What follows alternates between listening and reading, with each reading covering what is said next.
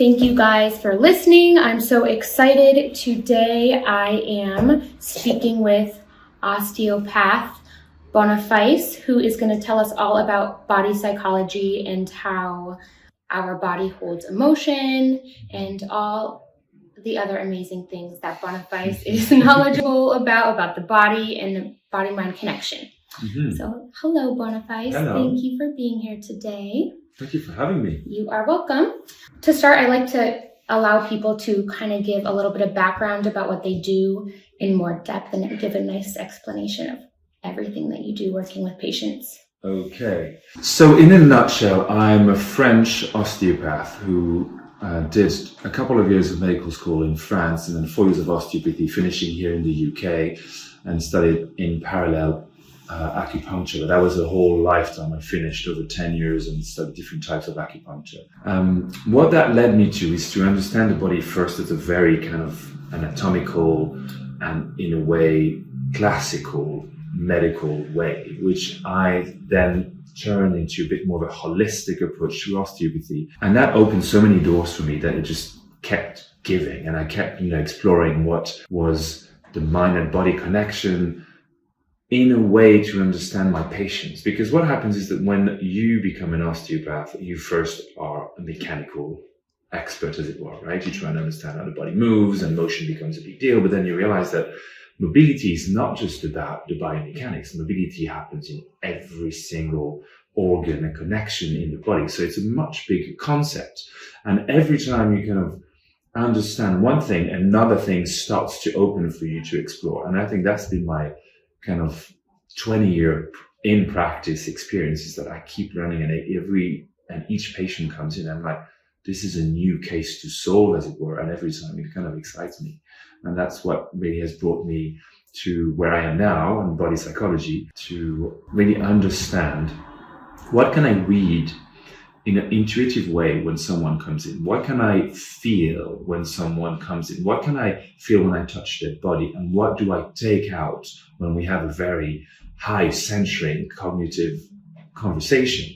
And I'm trying to get those three moments apart at first and compartmentalize them and then bring them all together at once. And that is when often the magic happens. I'm trying to, is this coherence? Do I find that there's a crack? If so, what can I make of this? And I like to bring it back to them and say, look, this is what my instinct tells me. That's what you tell me. And that's what your body tells me. Now, what do you think? And it's kind of ping-ponging between patients and practitioner, which is quite rare because often, the expert is sitting there just telling you what it is. It's just in the idea of re-empowering people as well to own their own health. Now, it's really important to mention here, and it's a long answer to this first question, is to say that the people we see are mostly in what we call the realm of dysfunction. They're not about to die, right? This is not an A&E practice. So these are people who come and have often bounced off quite a few experts, quite a few other practitioners, and still can't really find what's going on. So it's a complex dysfunctional pattern that we're talking about here, and they come and just a bit of their wits hand thinking, I just don't know what's going on. But they do, and this is what I love about this. They fundamentally, in depth, they just don't have access to it. My job is to open that door for them. I find that so interesting because as a person who's experienced you as an osteopath, I think our bodies, I think we do know what's wrong with our bodies. And a lot of times if you're not going to someone who understands like the subtleties that are happening, around and within the body too, that things get misdiagnosed or you're told, you're wrong about your own body. And I think that notion is something that should be highlighted more, that you should listen to your own body and just keep like ping-ponging, like you said, or bouncing around to different doctors until you find someone who listens to you and who like can get to the bottom of whatever it is you're experiencing. I agree with that. Look, it's something I'm very passionate about. I'm not going to lie. And I think what it is that you want to give that space. And I'm going to make this little silly analogy of, the old Avatar movie when it's I see you, right? And this is what I think as a patient I would like to receive from any practitioner I see, is that they take a time, they use their expertise, of course, to make sure that this is not a critical condition. And once we've kind of excluded the real danger, back into this dysfunctional world, like, okay, so just tell me what you feel. Describe it to me with your words, but also tell me what you see. Often visualization helps a lot. And then I use it as well as a treatment, but also how do they, oh, I see this, I have that color. It looks like this. It makes me feel like this, or it reminds me of this. And all of those things are so important, because then that's how you start trailing back into the constructive layers that people have accumulated in terms of wounding or trauma. And I know this word is kind of thrown around a lot, but it's important to remind people who listen here that trauma is not always a singular event. It can obviously be, and we have to know this, and it could be a physical trauma, it could be an emotional trauma, it could be both at once. But a lot of it is also, can be a chronic accumulation of little traumas. And that's something that's not as easy to pinpoint back in time, because it's not, first of all, we can talk about how trauma can stigmatize our brain and how we do a lot of dissociation and why we do this and how we bury a lot of stuff. So it's difficult to remember in the first place. But when it's little things here and there in our past, and we also have this whole dissociative state happening, it's so hard to come back to it. And I think a lot of people come in despair, but the reality of it is that they know, but they don't know how to get to it. And then suddenly their body is making some symptoms emerge that don't really make sense, which is also a lot of things I see. People come and say, I have, sudden vertigo that happened to me today or any other day. And you can trace back, nothing really happened, but they're unsteady. Now it's a real physical symptom. I'm not saying they're lying. They really feel the room is spinning. They're totally disorientated, but you can do all the tests in the world and the brain functions perfect. Everything's fine. So why do they suddenly feel that? And in this patient word, just to take this example, that the floor has been taken under her feet. And then you're like, well, let's talk about this. And then suddenly, not to go into this particular case, but this is what happened to her. And then obviously she's experiencing the symptoms. The thing that was difficult in this case is that it didn't happen yesterday. It happened a long time ago, but she was somehow managing to cope, and her body could, and her mind could. And one of the things that was very little just tipped her over, and that's the whole symptom happened. But she couldn't relate to that time, because it made no sense to her that she could have coped with it totally well, and that now this would happen. So this connection was too hard for her to make. But obviously once you bring it, she's like, yes, of course. And then boom, the whole body changes, and you offer a way that opens the path for healing, which is what we're talking about here. And I think things come up to be released, right, or healed within the body, and it'll just keep like nudging you. And I think maybe kind of what you described there is something similar to that, to like when it comes up and manifests itself as something that maybe is you don't really realize is linked to something from the past or specific or buildup of certain emotions or things that happen. So I'm so interested in trapped emotions in the body and how that manifests. And I don't know if that is part of your body psychology. Totally. So maybe you can kind of go into details, because I know for me, you told me about the kidney and the fear thing. Yeah, there's quite a few amazing books and now that have been written over the years, and all the, I guess, people that thought a bit outside of this, just the symptoms I've connected to this. And we know this. I mean, many people have stomach ache when they're stressed. Now they don't have any issues with this digestive system. We know this, right? People have sweats, what anxiety brings, like this whole feeling of compression here, tightness around the chest or in the throat. But there's no problem with your chest, right? So we know that we can experience symptoms. And I'm also taking those examples because they are acute examples. Now, coming back to the accumulating process and how we store it in our body and how then it kind of wants to come out. One thing that is really interesting, I think we can use physics here, is that we know that matter there's a conservation propriety of matter. It means matter doesn't disappear. So if you have anything that happens to you, it's not going to dissipate, right? It has to go somewhere. And luckily we have our conscious mind and unconscious mind, and we can talk about all architecture of the mind if you want. But what's interesting is that we're going to put it into, let's make it simple, in our unconscious space. It's there, but it's in a flow at this point. But if it comes back and forth into your unconscious mind from your conscious mind again, eventually it kind of brings too much occupying space into your conscious mind. So you want to kind of say, okay, enough of that. I'm just going to push it away. And that push away is like, whoa, that's the somatization. I send it down into my body. But it's at first a bit like a leak as such. You're not pushing it all at once. So you don't necessarily feel any of that. And what's interesting, coming back to the symptoms, is of course you can have a certain mapping of what emotion is linked to which organ and which area of the body. But what I find more interesting is that we all have certain predisposing kind of body types. And depending on this, I'm going to experience my emotions in certain parts of my body. So it's much more interesting to read and to empower people to tell them you are an ectomorph or an endomorph or a mesomorph, so they know what is their biotype, which is what we're talking about. And within that frame, you have a much better understanding of where this ailment is going to go. So in a nutshell, again, I'm not trying to do this, embryology is fascinating, right? One thing to remember, from the moment of fecundation, right? So when the spermatozoid meets the female egg and they come together, you're going to have a multiplication of cells. Now, those cells up to day 7, which is quite interesting when you think about 7 days in a week, we can talk about neurology later. Every single cell have totipotency, means they can do everything. And if you cut it in 2, here you have twins. Mm-hmm. If you in a lab cut it in 4, you have clonage.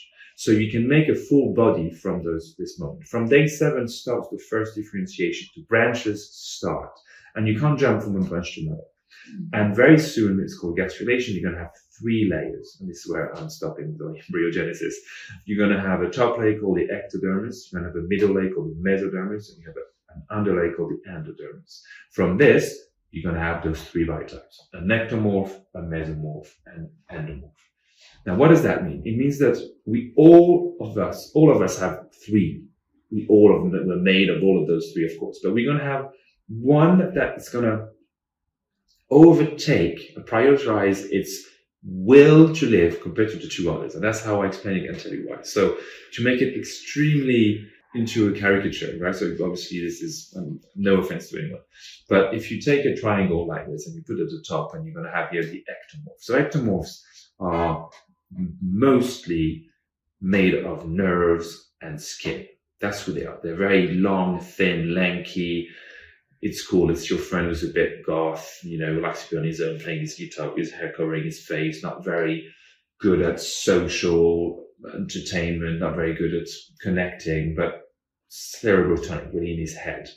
And you can have these people eating McDonald's every single day and they will never put 1 kilo on, right? And they're very fast metabolism. You know which one I'm talking about. Then you have the mesomorph, and I guess you could make a generality and say it's the quarterback of your American football team, like strong, good looking, kind of, but not the cleverest, but really into his body, the body works, the tendons, the muscles. This is the biomechanics. So it's all the connective tissues. And the endomorph, which I don't think you are, by the way, just saying. No, which one am I? I'm the one that's the football player. Because I'll tell you why. Because it's more the digestive system. So it's more the kind of, again, in brackets now, kind of the Danny DeVito of this world, like short, a bit round, funny, right? Or really into compensates for that. Anyway, so these are the 3 extremes. Of course, no one's really there.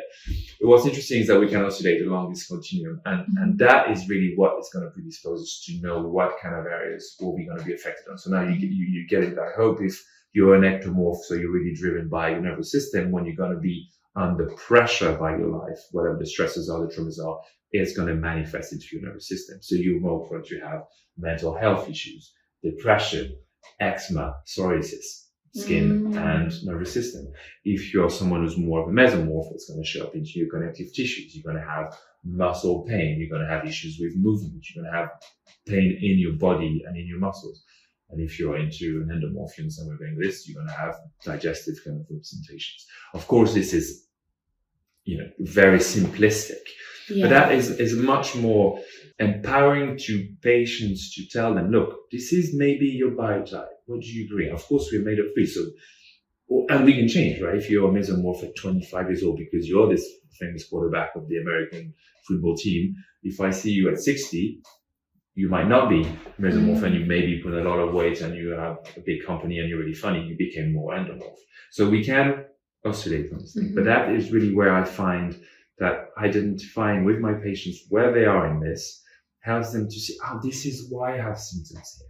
This is why it's highlighting there. So it's not always a certain type of emotion like fear or anxiety, or we've talked about this together before, like the idea of being rejected or abandonment or humiliation or betrayal all this injustice, feelings that we can feel as young that have a specific organ that just go to. The idea is to kind of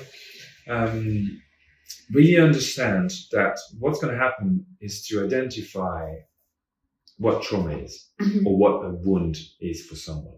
And that's really hard because it's very different for everyone.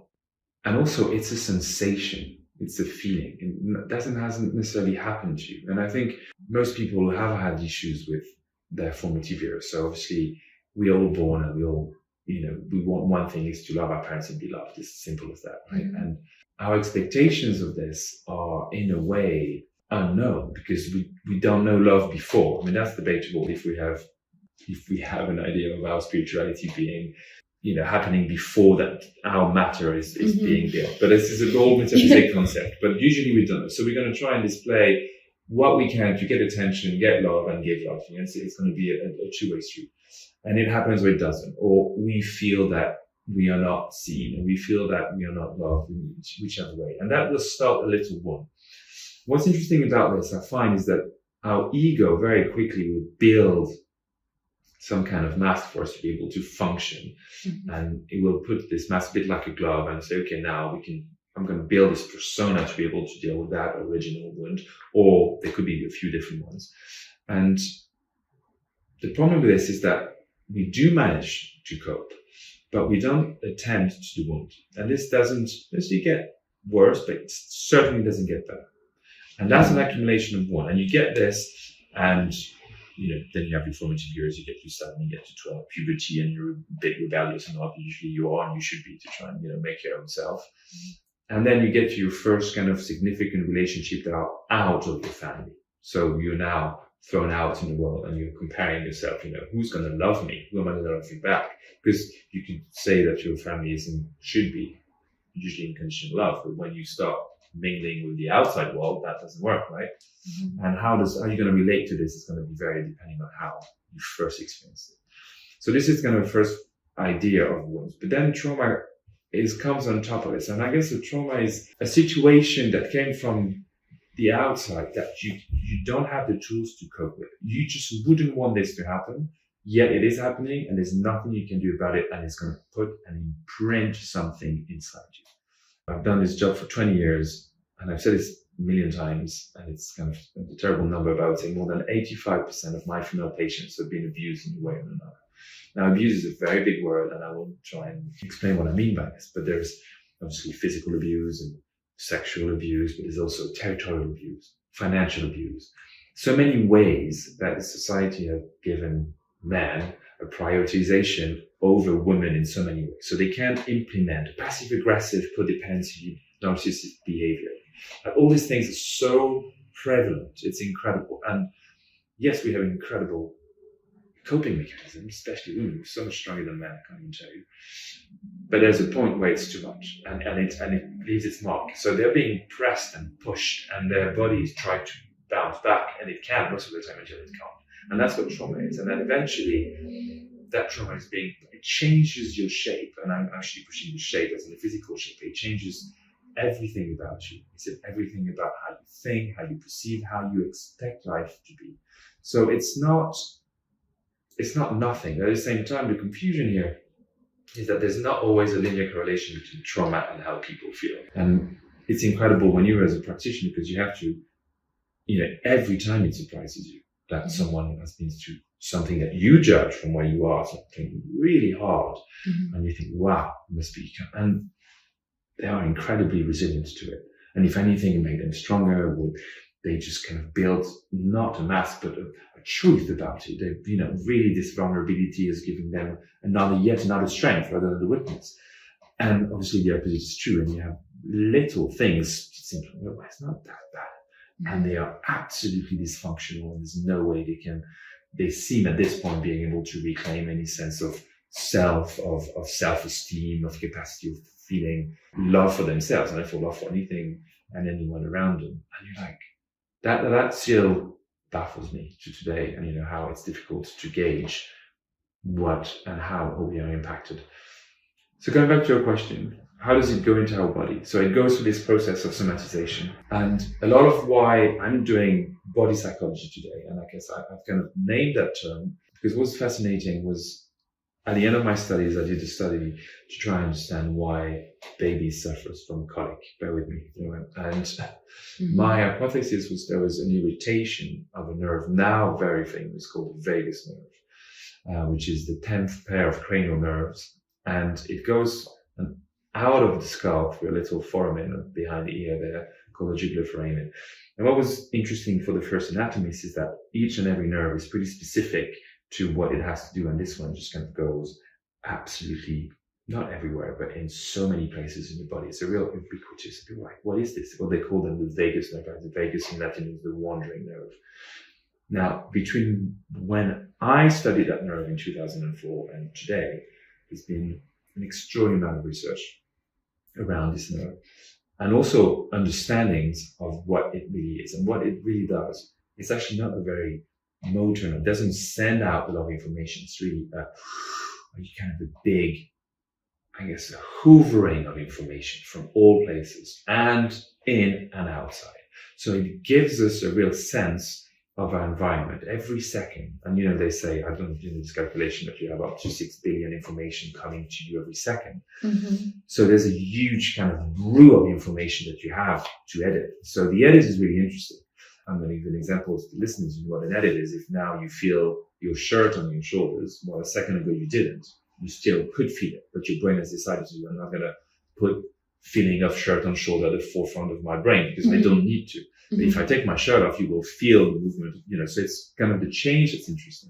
So this vagus nerve will allow us to be either in anterior branch of vagus nerve, in the safe co-regulating, which is where sapiens thrive. This is why we seem to be this animal that has overtaken the world, because we are so good at cooperating thanks to this part of our nervous system.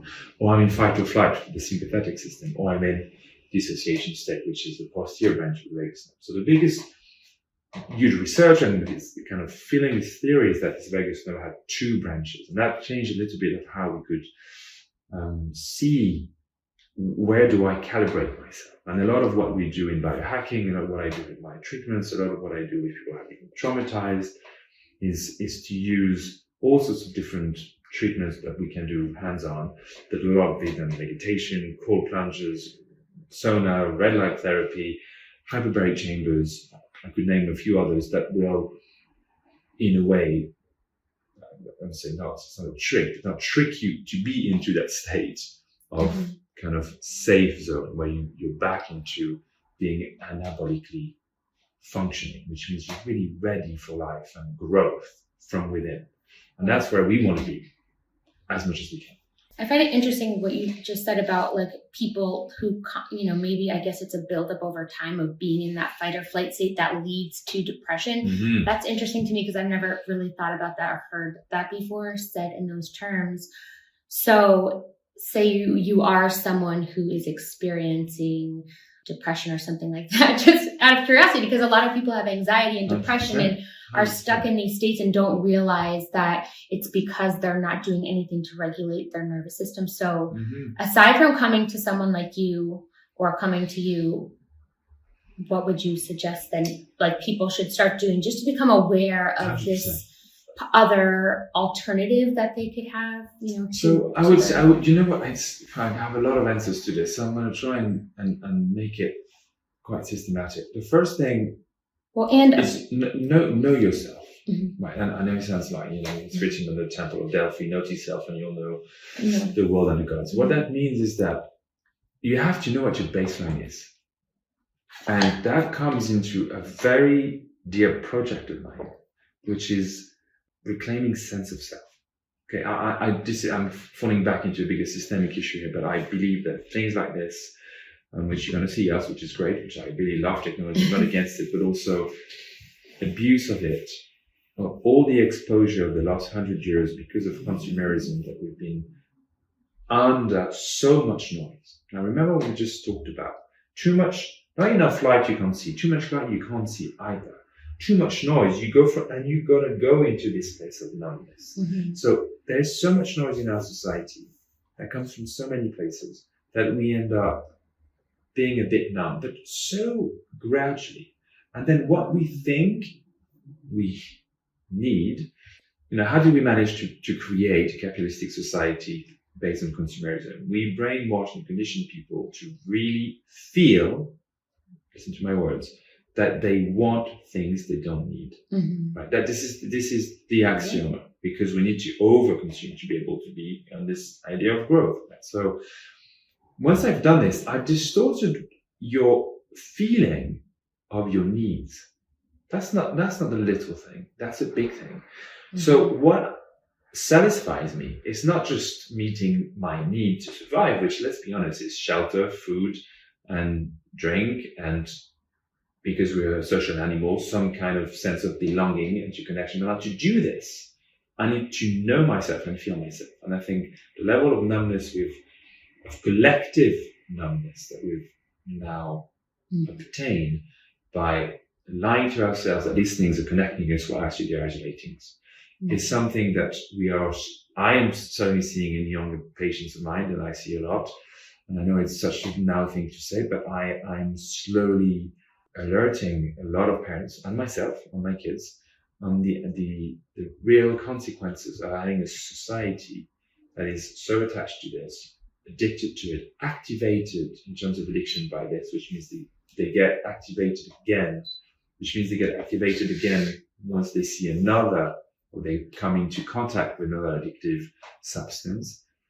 And thirdly, there's this absurd paradox, and I'm sure you've seen it, the more information you have, the more stupid you become. And it's overwhelming.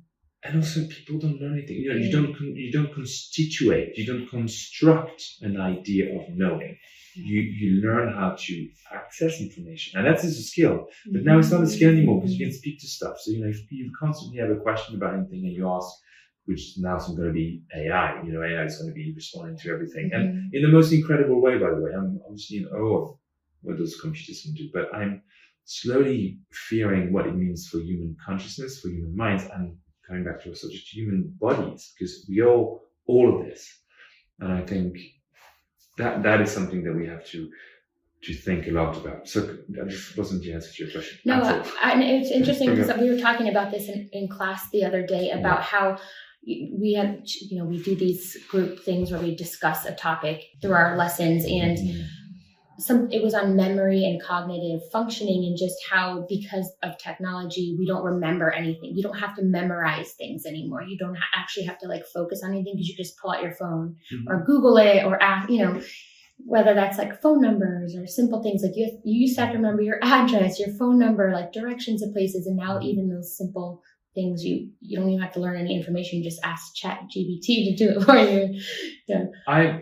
It always sounds so backwards. I'm not against technology, as I said before, not at all. I'm just fascinated by it, like anyone else. I'm just trying to be sure that the speed at which these things go, and it's very difficult for a human brain to understand what exponential growth means. It's very difficult, because there's nothing in us that is of that nature, right? So it's a mathematical concept that I can show you and show you what the numbers do, but these machines do grow like that. So the more they know, but they learn exponentially every day. So it's nearly impossible to conceive. But I think we have to be sure that we stay human in the best possible way. So going back to us and what we're talking about here, the sense of self. And I said to you, my first answer is the sense of self. It's you have to know what is your bait. You have to know who you are to be able to see when you are not yourself anymore. And the signs that we're talking about is you're snappy, you change the way you are, your relation with your friends, with your family. It's not always, it doesn't start with a physical symptom at first at all. It's your social behavior that's changed when you're under pressure and when you're trying to aim for the wrong things. You become a different person. You've seen it a million times. We live in London, where many people are very driven by accumulation of money and goods through finance. But again, no criticism to finance. I'm just saying that it just happens to be very prevalent here. And you can see younger male and female being conditioned into the way they behave is the most disconnected way you can ever imagine, because all they are is an extension of a an idea of an economics, right? They're not really connecting to nature and themselves or other people. So this becomes very difficult when they start being dysfunctional. They come to you, they're so far away from their real self, and they don't even know, there's so many bridges to try and get through. And that's what I find a bit tricky. Yeah. So first one, know yourself. Then secondly, a really important thing is to have some very simple routines that I kind of like, and be humble about being a human, right? It's a bloody amazing thing. It's incredible. We are the most incredible machine yet, like not for long, but for so far, animals and life is just extraordinary. This diversity and all of the shapes that it can take. So what do we do to be in awe of this? How did we lose that? Can I remember and recall to everyone that we are the only mammal who are in awe of a sunset? Right? Beauty touches us. Mm-hmm. It's incredible, right? It's incredible that we can feel that. Every time, you see those movies and stuff, you can look at an amazing forest and the rain. No even look at the rainforest like, this is ugly. I really would like a lot of concrete and a couple of buildings. It's not true. Yeah. Again, no offense to cities, which are also, and I love architecture, it's not about that. But there is something that we have to reclaim here is the simplicity of understanding where things touch us. And this is, again, a sense of self. And I say this all the time. Part of this learning of being able to be in co-regulation is knowing, where do you feel stuff? Where do you feel joy? Where do you feel pleasure? Where do you feel your orgasms? Where is it? Mm-hmm. And how many different types of orgasm can you have, especially for women? There's so many ways, but do we question it? And how to do it? You have to practice. So just before you have an orgasm, if you're lucky enough to have, you're just like, where is this going to, oh wow, it went this way, more this way. Am I right here? I have no idea wherever it goes. But it's the same for what is my friendship? Where do I feel physically? All these things. So we are all so high-centered. We have to still be there because it's fascinating to be here, but bring it down as well to the heart and to the real physicality of it. And that's, for me, one of the biggest steps into reclaiming a sense of self, which will lead to be able to be connected to other things. Look, an example that is thriving, we know that we're in a climate crisis that is kind of going to be a real problem, Why and how did this happen? When you walk around with indigenous people, and the first thing they say to you is like, but you don't feel the earth. And you're like, well, yeah, I can touch it, I can smell it. No. You don't feel the earth? Well, I guess no, I don't. We're like, well, how can you not feel what is everything, right? Without that and the power of this rock that breathes and conveys all the energy and the power and transforms it into something that we can be. How do we get disconnected from this? It's kind of extraordinary even. And I understand that the elevation of consciousness is a fabulous thing, and there's so many ways we can talk about that as well. But the level of spirituality that has been taken away from us, and more importantly, the loss of collective consciousness that is happening because we don't know how to connect to themselves and therefore to others in a very, I was going to say basic way, but probably the simplest, but also the most powerful way, which is not in higher centers. And that's how we've lost contact between us. Also, there's so many of us. I mean, there's other problems come in, but imagine now we objectivize this planet, which is really alive, but we can't feel it. And therefore, we make this something that's inert, that's dead, therefore it's a commodity, and we can use and extract from it all the time. And this is how we've broken it, because we didn't attend to the fact that it is alive, just like we are. It's an organism with biodiversity. So, sense of self. And then another thing that sounds so, but it's just the practice, the really constant practice of gratitude, but the practice as well of training your brain for things that you want it to do. So you run a lot, become a good runner. You swim a lot, become a good swimmer. You practice your brain to look out for things that make you feel gratitude, make you feel joy, make you feel happy, make you feel thankful for life, make you feel in love. And it works. And it actually works. Because it has no other way than work. And it's, many different ways, but you've heard about this before, I'm sure. But I like to have this 1 hour, which is 5 p.m., and you sit down and you write on a piece of paper 3 things you're grateful for, 2 things that make you laugh, 1 thing that you could do differently tomorrow, and you can add anything that suits your life in here. what's funny when you do this is that the first time you're like, oh, okay, well, I'm going to write, I'm very grateful to be alive. I'm very grateful. Okay, you say the kind of the basic thing that you expect. But your brain knows that tomorrow at 5 it has to do it again. Mm-hmm. And tomorrow at 5 has to do it again. So it starts operating what it does. It loves to be projecting expectations. So if it knows it has to do this task at 5 o'clock, it's going to start looking out for things that are grateful. You do this for a month, and all you see around you is things that you're grateful for and things that make you laugh. And one could argue, well, that's labeled. It's artificial. You're making this up, right? Well, the environment is the environment. I'm not changing this right now. I'm just changing how I perceive it. So I've just kind of have the same lens lens we talked about here, which is the correlating, co-creating lens. But what I've done is I've really cleaned it, and I've just said, well, and I've just orientated to the things that I think are going to fill me up, the things that I'm going to thrive in terms of mental health, but also in terms of physical health. There's a good question here saying, are you happy because you're healthy or healthy because you're happy? And happiness being a state of mind is, again, another level of choice here. So the question is, how do I define those little things? Well, I need to know what I feel. Because if not, I'm back into my conditioned state of really feeling that I want things I don't need. Which is where we all are in this. And that's not conducive to any sense of connection. It's conducive to only just accumulation of stuff for me to show others that I made it in the name of a very distorted idea of success. Right? And this is why I always say to my patient, what is a successful life? Not what is success. And they say, it's to be happy and have a good family. So they tell me all that. So, okay, so how do you work at your life being a success then? Because that's easy to say, but it's not easy to do. There's nothing tougher than having a happy ever family. Trust me, I see patients all day long. Families are tricky. It's tricky to be in a long-term relationship. It's tricky to co-parent. It's tricky to have kids. So no, having a happy family is not easy. What and how much work are you doing for that? Just how much work are you doing on yourself to be the best partner? How much are you doing? There's so much thing to be doing. It's not by buying them things that this is going to work. Mm-hmm.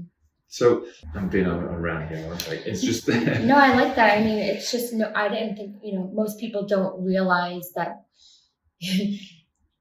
having a sense of gratitude, it's a very like you said, it's talked about so much on a very superficial level now. A lot of motivational coaches are talking about it and stuff like that. But the way that you just explained it was so helpful, because it is like retraining your brain to see things that you're grateful for. And then when you are only seeking success and you're only blinded by that, it's like, when does that end anyways? Because once you reach that point that you're trying to get to, then it's like the marker always gets higher and higher for success and the need for things. When I was talking about this too with someone the other day, if you really stop and be in the moment, you always have everything that you really actually need.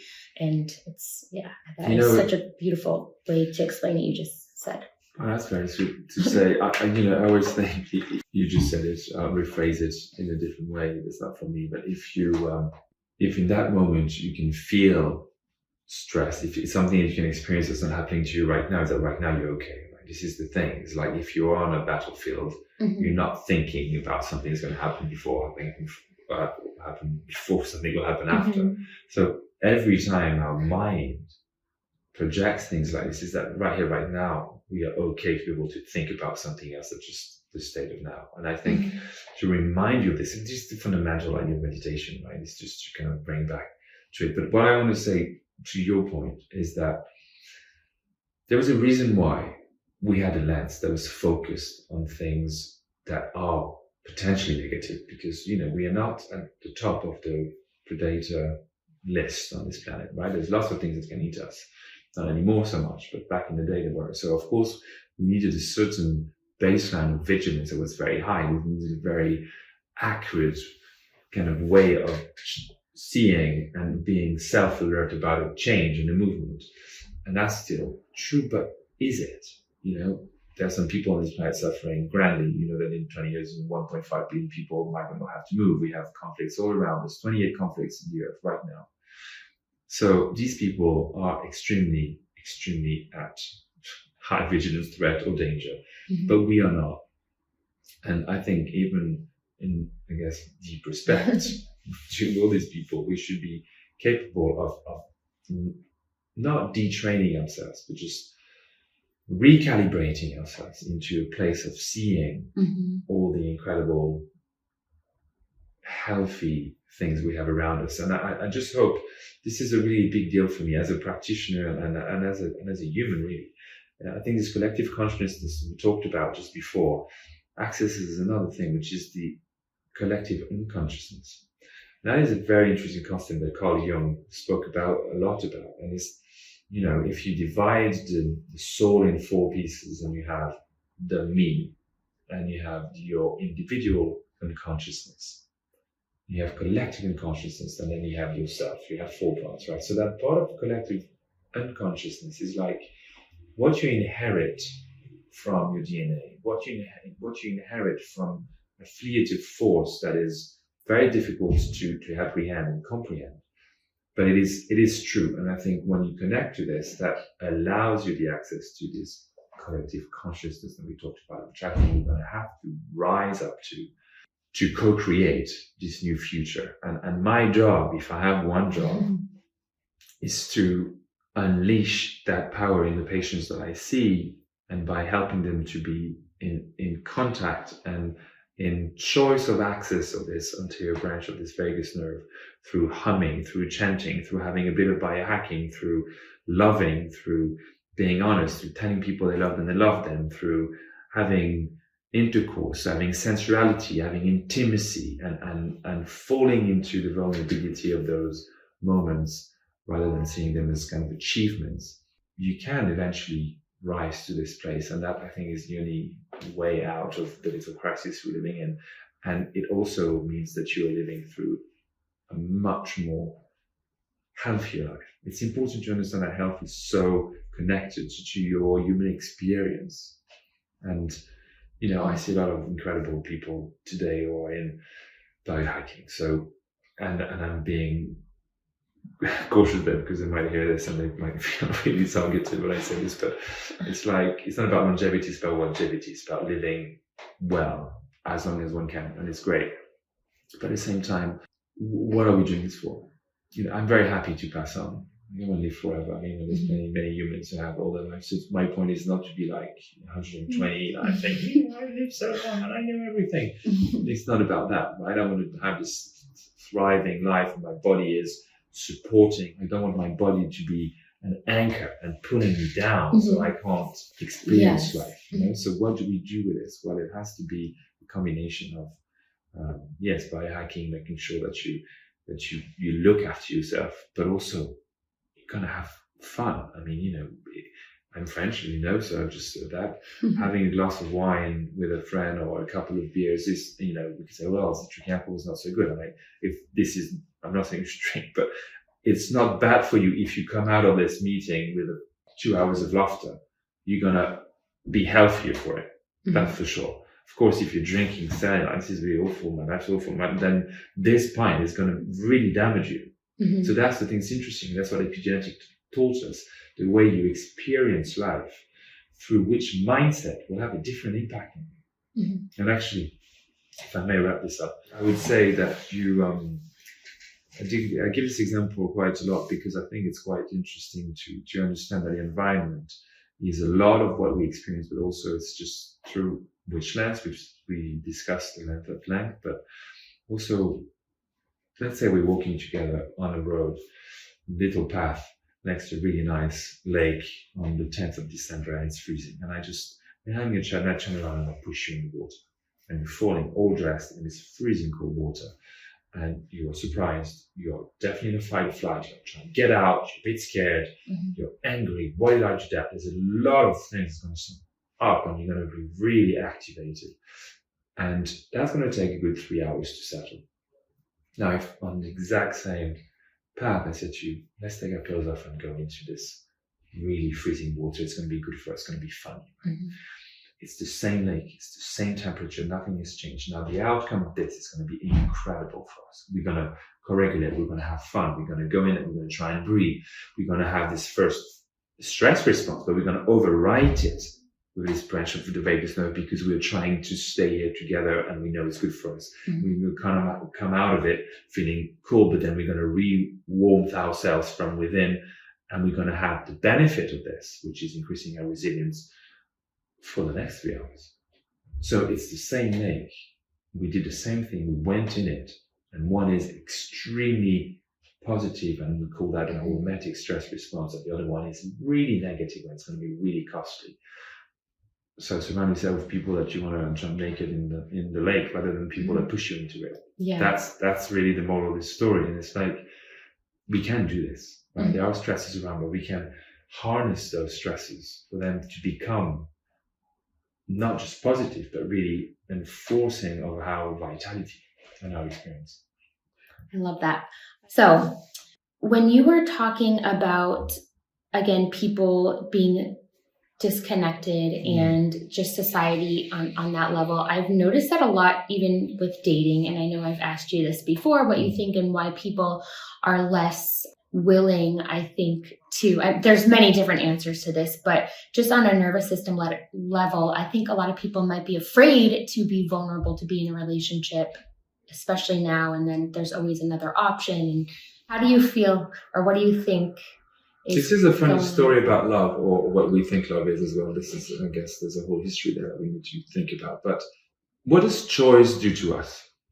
That's really interesting. That imagine that in one generation, right? For my parents in France, born in the 40s, if you do a job that you like, it's pretty good, right? And they force us to study because let's try and choose something that you like.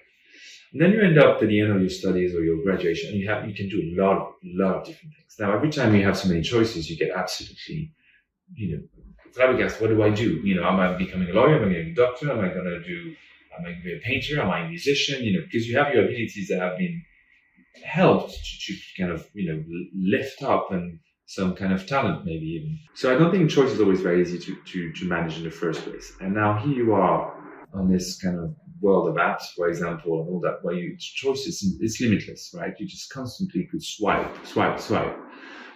And you're stuck with something that you never question if anything that you're encountering is not just coming back. Sorry, I'm saying this thing again, you're struggling with wanting what you need again. Will you try and work deep into adapting into what comes to you, or will you just have an expectation and you will swipe until you meet it? Now, this expectation is a fantasy, right? There's no reality, and you'll never find this person. They don't exist, right? So it's a totally utopian world where people are confused about that. Now, in terms of nervous system, it's even deeper than that. I think, and I'm not sure about the answer in 10 years. I will tell you just about now and the younger people that I see, and I put you in there, is that you have to practice to become good. And if through your formative years, which is when you start having love relationships, let's say 15, 16, right? The first time you fall in love. And to the point where we can imagine engaging into a relationship that is more meaningful in terms of length and construct, let's say 26. So you have those 10 years there. But of course, you can do that at any age. If you have 5 or 6 really deep, loving relationship that go to the break because of whatever, right? You've practiced that yo-yo and you have gained confidence into your deep resilience to be able to fall in love, to be heartbroken, but you fall in love again to be heartbroken, because that's what you can do.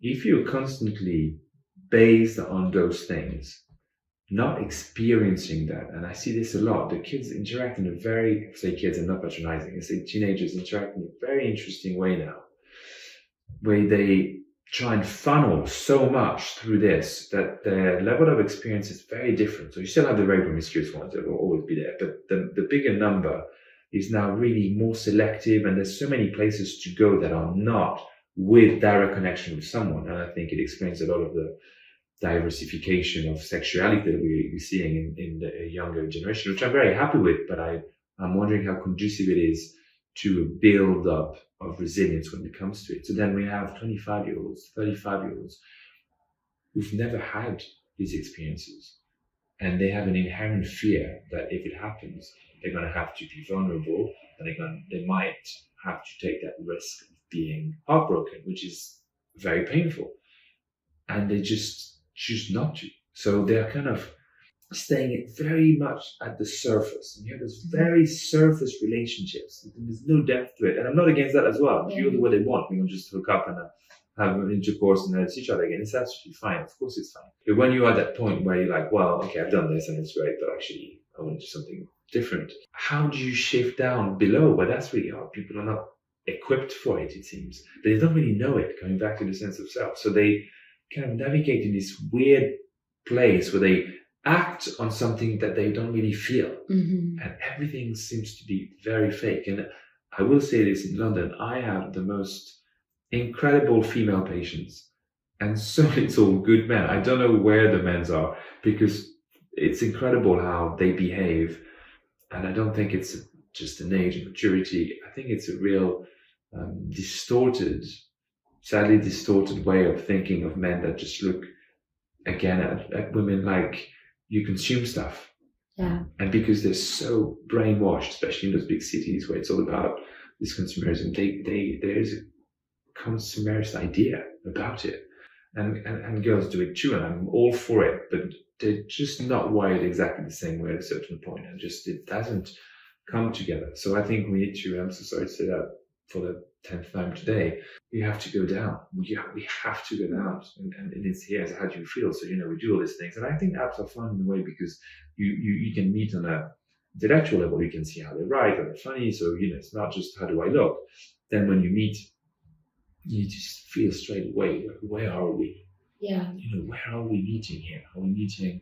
And it's okay for us to look up. But if we want something else and I set you with something else, where are we meeting at that level? Are we heart to heart, throat to throat, head to where is it? And I think this is, a lot of people do not know how to go regulate in this anterior branchial vagus nerve yet again. So they don't know how to go breathe. They don't know how to go into this place, which pinnacles in resonance. This is where we are going with this. Is to really want to resonate with someone. Boniface, if you could teach this to people, this must be your mission. Come on. Because I really think you can tell, you notice a difference too when you are having sex with someone and then when you're actually making love where there's like passion and intimacy there. And I think that's becoming less and less, I guess, available out there. And I don't understand why people would, I guess, you said people are more in their head and need to drop down in their body. And I know you said that a bunch of times, but if we can drill that into everyone's head, drop into your body more and get more connected to your body. And not always. In certain times, it's what it's interesting to be able to go up and down. Exactly. It's the motion again that's fundamental. And I think, look, I'm no official experts on how to make love properly, but I would say that the interesting thing about intercourse and the way you do find resonance is when fundamentally you've accepted the deep vulnerability of who you are as a naked person. So you everything of you're ready to accept for the other, to look and touch and explore. And your sensitivity is now driven towards them. So all you're trying to do is by communication, whichever way of communication, talking is one, but also just feeling and touching what happens. So and this is also a cultural thing, I guess, but if you think, a successful intercourse is when I'm a man and I'm heterosexual, so I have sex with ladies usually, she has had a satisfactory orgasm, and I use satisfactory means that it was interesting the way we started, the way we navigated through it, and the way it happened. Then I did my part, which is not about making your part, but I think in terms of co-regulation, I did engage the right way, and vice versa. And I think when this is not there, it's a different type of sex. Again, I'm not refuting this. Everything is out there, but it's interesting to be able to fall into this, but both bodies have to be ready for vulnerability. And that's a big deal. It's a big deal because in our societies, we're so, look, we have makeup, we have our hair, we're already not really ourselves to start with. And then how much of us is true, right? And I think it's interesting to try and go there and let yourself free from what you think they think and just think for you, what can I do to serve this moment the best for her, or for him, or for them? Mm-hmm. Yeah, because in a society where people want to belong and feel connected and feel a sense of belonging, it seems like it's becoming more and more surface level, and people are just bouncing around to meaningless connections, and people are valuing others less. I mean, maybe I'm looking at it from a pessimistic view, but it seems like people are more and more disconnected when we're actually looking for the opposite. I don't know. I think it depends where who you mingle with. Yeah, let's exactly. be honest, that's a big deal. And I think, you see it a lot in where people want to shine. And I guess, my wife and I will gravitate a lot in the moment with people who are very concerned by the climate change. I guess we call themselves activists, and therefore are in a huge search of belonging, to be able to be strong enough to make a change. And their relationship to themselves, going back to sense of self, and those groups are trying not to other groups, and they try to also reconnect themselves to nature. So this whole combination leads to this introspective journey that is a very now thing, where people can use all the substances to travel into this, would it be psilocybin or the ayahuasca, everyone's know about this, with combo, DMT, whatever it is, where you want to really question again metaphysical state of why this is important to me, and what can I do with this idea that I need a purpose to be driven to do stuff, and intention and will. And I think that this is where it trickles into every side of thing. If you meet people that are at that level of consciousness, well, the way they're going to interact with you is going to be on that level of consciousness. So clearly they're not there they're there to be able to explore that. It doesn't mean they're not promiscuous, by the way. It just means that the interaction is going to be a lot more based onto an idea of sensuality. And sensuality is very interesting. We don't need mammals who have foreplay. Other animals, birds, for example, most animals have courtship. But when they come to the intercourse, from that moment to the rest, it's just there. And the intercourse is pretty much very quick. And no female has orgasm, as we kind of noticed in the mammal world, but humans. That's a whole topic altogether that I talk about with anthropology and intimacy, but it's a really interesting understanding. Why do we have that? And also, why is there such a gap between male and female orgasms? That's another incredible question to understand. The time is huge. Most male humans could come within minutes. We can say 3 to maybe 6, 7, 8 minutes. Okay, they can hold, and then we can do tantric sex and stuff. But most women will take 10 to 15 to have their own orgasm. So this is a huge gap. Why has nature done this to us? Well, there's an interesting ways, because we need to create this really strong bond between men and women to have the kids that we have that are so dysfunctional. No other mammals need that. And we created, nature did something, just made sex more sexy. And this is that. We have to explore this possibility of extremely explore one another before the actual intercourse, where actually the feeling of intercourse is just to put the seed in the right place for fecundation. There's a lot more to it. That makes so much sense.